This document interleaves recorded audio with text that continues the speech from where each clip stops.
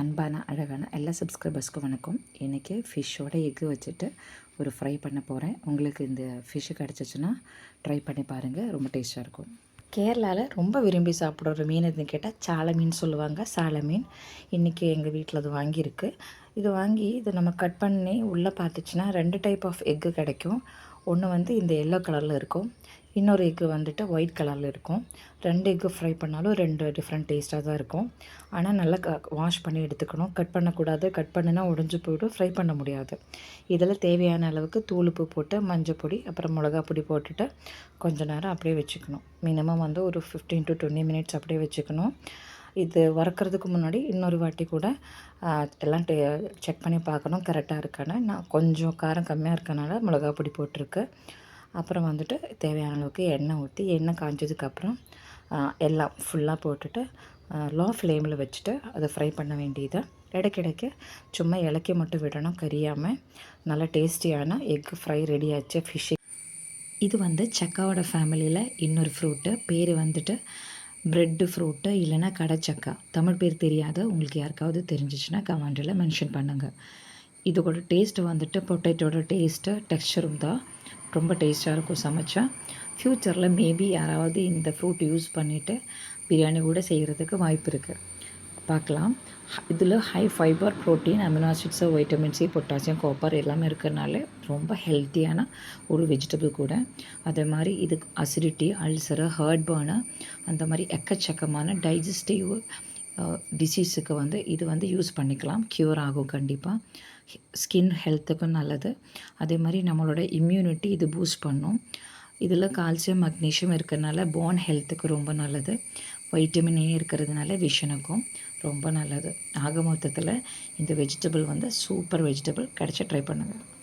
தமிழ்நாட்டில் காமனான ஒரு குழம்பு ரெசிபி என்னன்னு கேட்டால் சாம்பார் தான் சொல்ல முடியும்.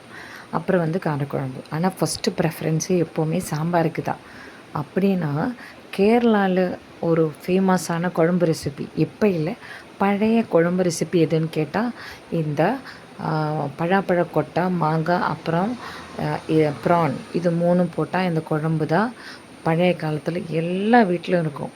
சம்மர் டைம்னால் பழாப்பழம் நிறைய இருக்கும், அதனால் அந்த கொட்டை நிறைய இருக்கும், அப்புறம் மாங்காய் நிறைய இருக்கிறனால எப்போ பார்த்தாலும் இந்த குழம்பு தான் இருக்கும்.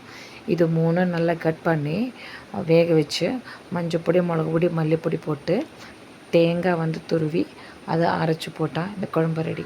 அப்போ வந்து எண்ணெய் எல்லாம் ரொம்ப கம்மியாக இருக்கிறனால தாளிக்க மாட்டான். ஆனால் தாளித்து போட்டாலும் தாளிக்காமல் இருந்தாலும் டேஸ்ட்டு தான். இது பழைய சாதத்து கூட சாப்பிட்டா தான் ரொம்ப டேஸ்ட்டாக இருக்கும். யூடியூப்பில் ஒரு வாட்டி ரொம்ப ட்ரெண்டிங்கான ஒரு ஃபுட் ரெசிபி தான் கேரளா ஸ்பெஷல் கலத்தப்பம். எங்கே பார்த்தாலும் கலத்தப்பம் ரெசிபி பார்க்கலாமா, ஈஸியாக இருக்கும், நல்லாயிருக்கும், சாஃப்டாக இருக்கும் அப்படி சொல்லிவிட்டு வீடியோஸ் வந்துகிட்டே இருக்கும்.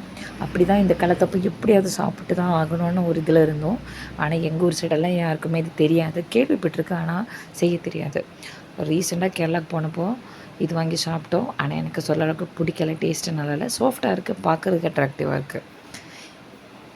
இன்னொன்று வந்து இது வந்து நம்ம வீட்டில் செய்யலை, இது வந்து பேக்கரிலேருந்து வாங்கினது. இதோட பேர் வந்து வட்டை அப்பம்.